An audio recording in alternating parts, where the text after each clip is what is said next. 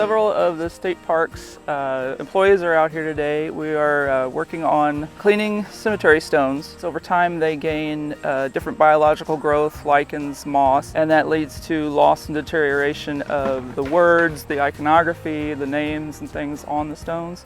There's about, I think they said around 800 stones, so that's quite a bit of stones to do with a small staff. Preservation is a very slow process, so being able to see it firsthand, like within maybe 2 minutes of scrubbing, I think might inspire not only them to keep their own cemeteries up in their own parks, but also maybe want to, pursue more preservation aspects of their parks as well.